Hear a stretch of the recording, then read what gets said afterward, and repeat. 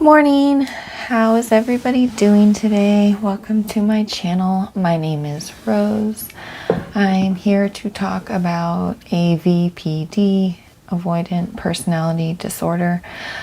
I wanted to talk today about what I read about how to cope with it.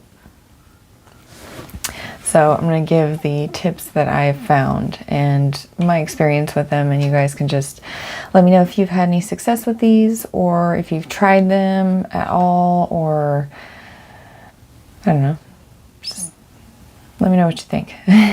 So number one is you want to not force it. So I find this to be a really good piece of advice, because especially I think with this personality disorder, because if you get pushed into doing anything social, it's like too much, the best example I can think of is, have you ever gone to someone's house with the expectation, or you've gone to a place and you had the expectation that there was going to be like 4 or 5 people there, and you knew those people relatively well, so you prepared your mind for that interaction, and then you show up and there's like 20 people there and you don't know any of them, and you have to, like the person you're with is like, oh cool, more people to party with, and you're like, holy shit, I didn't prepare for this. That's what it sounds like to me when you're trying to force anything. So if you're trying to force social skills, I think with this disorder, it's just not going to happen. I think you have to take it slow and be very comfortable with what you're doing and kind of build up, because, just getting thrown into a situation is going to kill it, at least for me, because I start shaking really bad and I start, I don't know, just saying really stupid things. I don't know. I feel like I spend a lot of time trying to fill my brain with things that would be interesting to talk to people about. And then when I get to a situation where I'm thrown, where I hadn't prepared for it, when I kind of have to wing it, socially speaking, I like forget everything I've ever read, and there's just like a block there where I'm like, how are you today? What do you do for work? And they just, they sense that you're just trying to force it, and then you start thinking about the fact that you're trying to force it, and then I don't know, I spiral, I suppose, and it just gets worse and worse and worse. So I think this is a really good piece of advice where you say, don't force it. You don't need to, throw yourself into the most uncomfortable situation thinking that, this isn't like a jump into the deep end of the pool type of situation. This is more of like a wade in the water type of thing. So don't force it. Number one rule for coping with AVPD, take it slow. Number two, which I think this one is like ridiculously on the nose, like obviously you should. Number two, develop social skills. Like obviously, that's the whole point, right? That's what they say for coping with this, though, is you want to develop social skills. And I think the difference in this piece of advice versus how you would tell everyone else to develop social skills is with AVPD, it's like instead of it being instinctual, you have to search for that skill. It's not something that you learned when you were a small child. Now you have to like consciously figure out how to do it. And one of the better ways I've found to develop social skills is I actually read books about how to have conversations with people. Maybe I'll link a couple below, but for instance, I read one book and it was like 99 conversation starters or something like that, or 99 different ways to start a conversation. And it was this lady, and she just gave several examples and kind of talked about each one and why they work and how to get other people to speak instead of you having to do the speaking.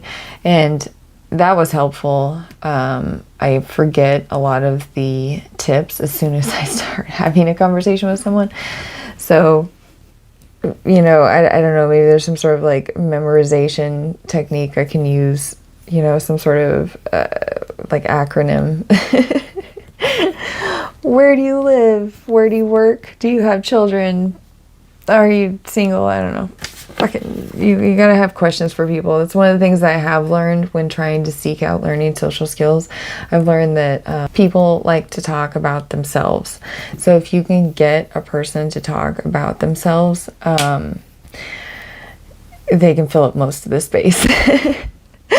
Which I feel like that's kind of like a wade in the water technique, where you're just like, I'm going to have a social interaction with this person, but I'm going to figure out how to make them do most of the social interacting. So I think that's a good tip to start with. And then I think at some point, once you become really comfortable with that person, maybe you can give in to them asking questions about yourself, and you can, I don't know, maybe plan like an elevator speech about yourself. Yeah, I'm Rose. I'm from Seattle. I work and I'm a gardener. And then you can try to learn how to fill up the space yourself. But maybe learning how to make other people fill up the space intentionally could be helpful. And apparently that's something that makes a lot of people like you, because they enjoy talking to you because they're talking about themselves. So I don't know, it's almost like it's like a kind of like a mind technique, a technique. It's basically, if you get other people to talk about themselves, they will consciously or subconsciously remember that they enjoyed talking to you, but they won't remember why. They won't necessarily remember that the reason that they had such a joyful experience when speaking to you was because they were speaking about themselves, but they will remember the feeling that they got while they were speaking to you. So like, you actually have to have an interest in what the other person's saying in order to have really good conversations. So I think a lot of people with AVPD will say, you know, like, well, I don't like talking to people because, I don't know, maybe they just don't interest us, or maybe we're just scared of them. I don't know. Maybe let me know why you fear talking to people, because I think with me, it's like, I've met a lot of people where, like, I talked to them and they made me feel inadequate. And so, say, for instance, I was talking to a person, we spoke about something somewhat political, and I felt like, I probably don't have enough information to be having this conversation, and I felt ignorant because of it. And so I went back and I read up on the subject and tried to actually learn, you know, what my inadequacy was in my argument. And then I go back and I talk to that person in the future, and it turns out they didn't really know what they were talking about. You know, like, once I studied up on it, I had like more information than they had. And that's happened to me enough times where I'm like, is everyone just kind of full of shit? You know, like, is everyone just repeating what other people said? You know, I don't know if that's part of the AVPD. I don't know if it's like my mind being like, maybe just people aren't great to talk to, and that's the reason you don't want to talk to them. But then you do meet people who are interested in the same things that you're interested in, and they're passionate and they're enjoyable to talk to, and you can learn a lot from them. And it almost makes me think like, I don't know, like,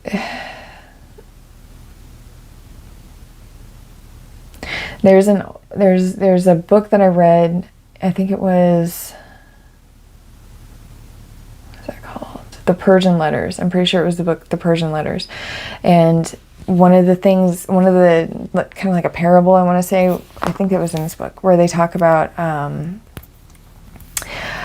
like, a man will go into this building, right? And inside the building is a woman. And this is in Persia back in, like, I want to say like the 1400, something maybe earlier than that, I don't remember, but so quite a long time ago, before electricity and everything. And so you have this woman or person sitting in this room, and between the man who enters the building and that woman there are several veils, and each one of these veils will be lifted after a certain amount of time. I don't remember why or how that happened, but basically the point was like, I think the symbolism of it was, you start out here and where you're trying to get to is behind all these veils, and so you're lifting these veils from your face and from your eyes one by one, and everything becomes a bit clearer each time. And I feel like you meet people and sometimes you can tell how far along in that process they are by their conversation. And I feel like the more social skills that you develop and the more that you read, the more you pull those veils off, and the more you recognize that, like, a lot of the reason you didn't want to talk to a lot of people is because you encountered a lot of people that weren't really worth talking to.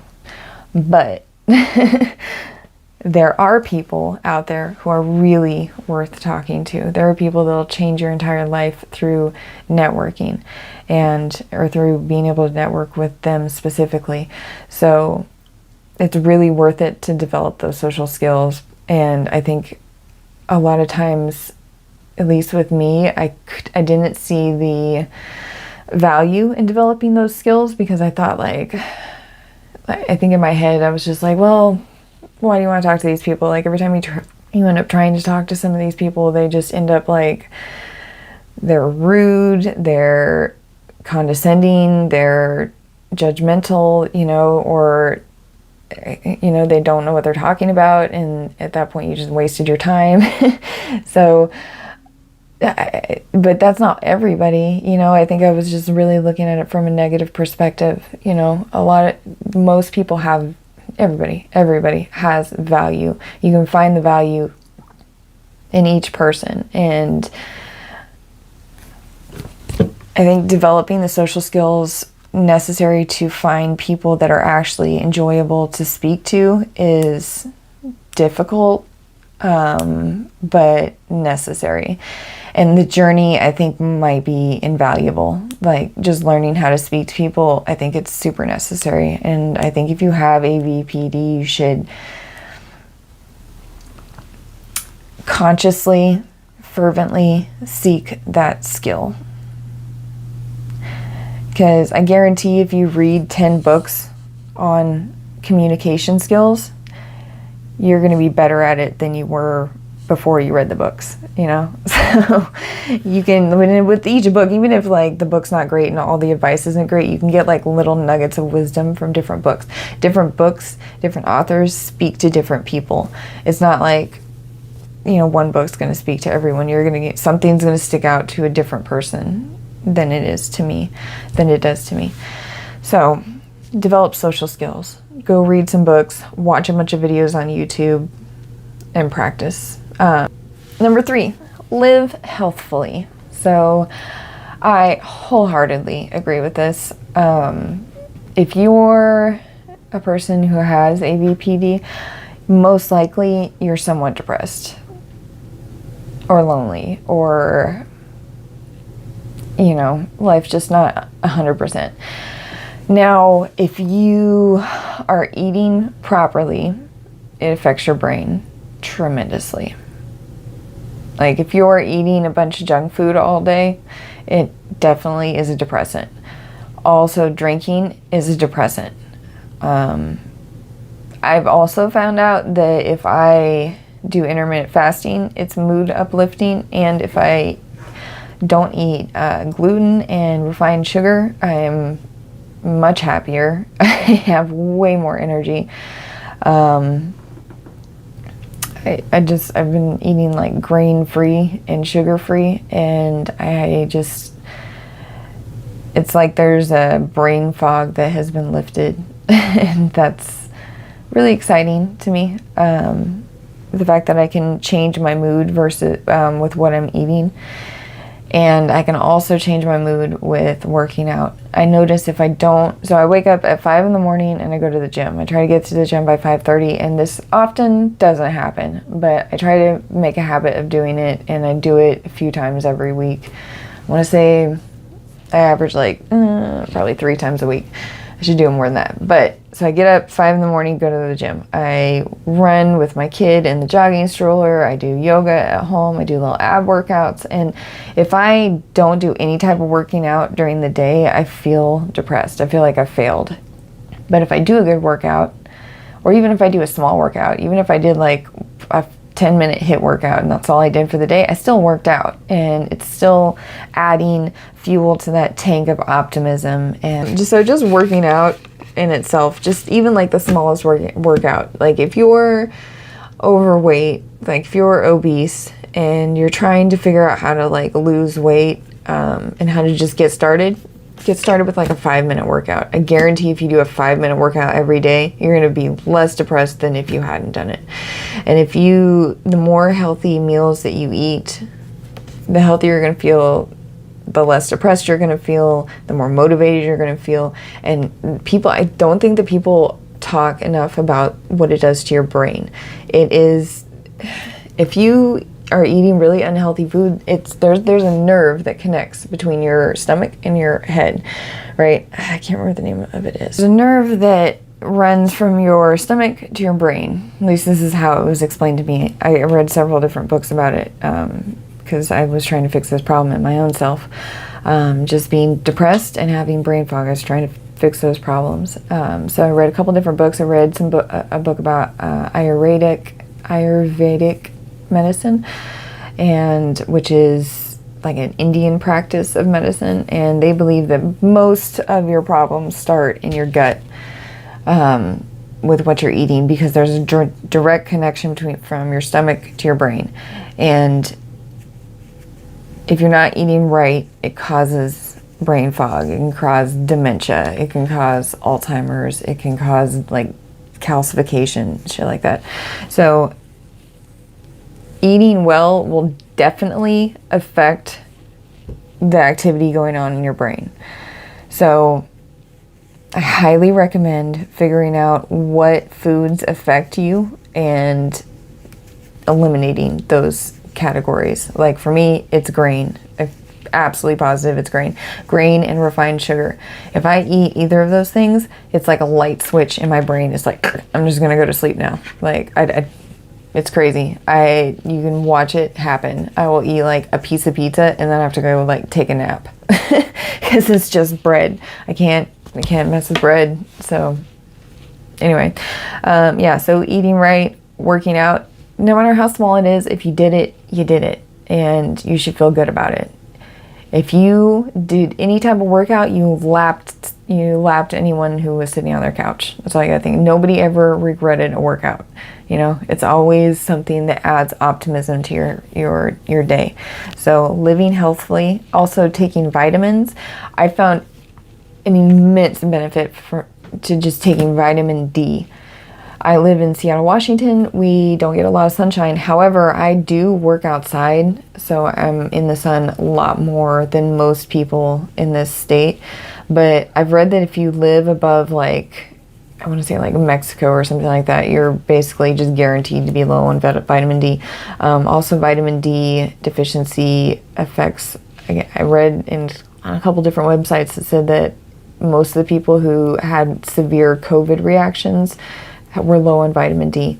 So taking vitamin D, and look up your recommended dosage. I'm not a doctor, but maybe ask your doctor before you do, but I'm pretty sure vitamin D is pretty safe for everyone. But it has a severe effect on my mood. Like if I'm not taking vitamin D, I can actually notice it in my brain. Like I start getting depressed after like a few days. I'm like, have I been taking my vitamins? Is that why I'm sad? And usually the answer is like, no, I've forgotten for the last couple of days, because they're up in this cabinet. And it's crazy. My boyfriend used to he'll drink a bunch of water and take his vitamins and take his apple cider vinegar, and then he always leaves everything on the counter.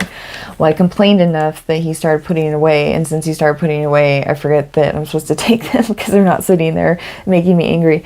So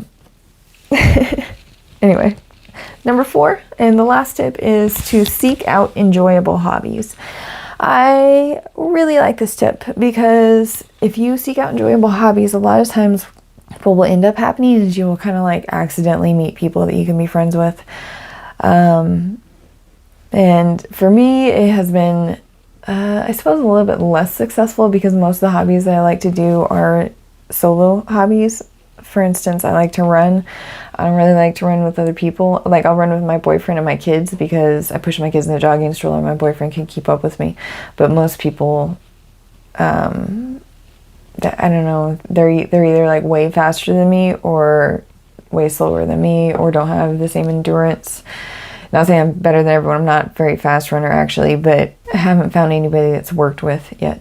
That's all I'm trying to say. So, except for my boyfriend, we actually do really well together. But other than that, I like to read. I like to cook. I like to do gardening. Yeah, seeking out enjoyable hobbies. Like if you say you like to hike, you can actually find hiking groups. Oh, I found that if you go on Facebook and you just look up groups of other people that like to do, so like for instance, me, I like to, I found a group of moms in my area, and we all are on Facebook together in this one group, and then I have another one that's all like apothecary, so I like to do gardening and save my herbs and dry them and keep them in jars and whatnot.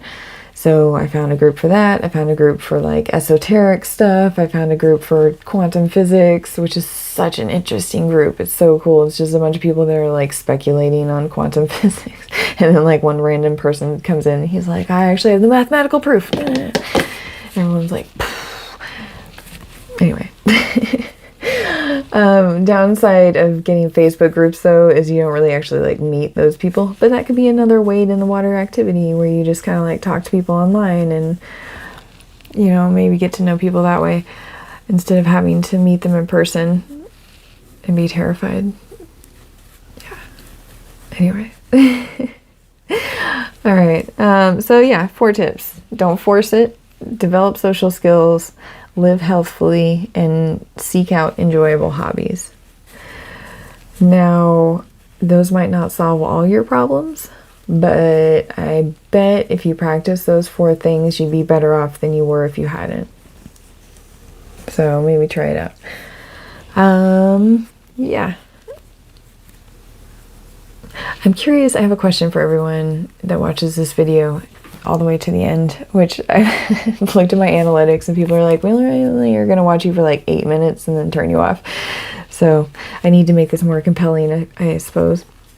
But my question is, I've always had a thing about cleanliness, and I've just been noticing this recently. I remember when I was a kid, I had these friends and they were sisters. They were like 2 years apart or something like that. And I would go over to their house, and I also hung out with their cousins. And there were 2 girls that were a bit younger, maybe like 3 years apart. I was like 12, no, I was like 8, and they were like 5 and 3 or something like that. But I remember going over to these girls' houses and they wanted to play, and I wouldn't play with them unless we cleaned their room first. Because their room was always like a huge mess. It was just like everything was on the floor, and I was like, I can't hang out with you like this. And I've noticed as I've gotten older that I have a problem with clutter, with like my house not being clean. My house isn't like by any means perfect, but I am really agitated if I'm in an unclean space, and like I really can't concentrate very well if I am. Conversely, I think that's the right word, I usually can focus really well in a super clean space. So I'm curious if that's something that anybody else that has this disorder experiences, or if that's just another odd problem of mine. Anyway, yeah, I think that's about it. Hope you guys have a wonderful day. If you watched all the way to the end, thank you very much.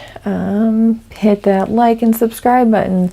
As you can see, I've gotten a microphone and I've learned some video editing skills, so yay for me.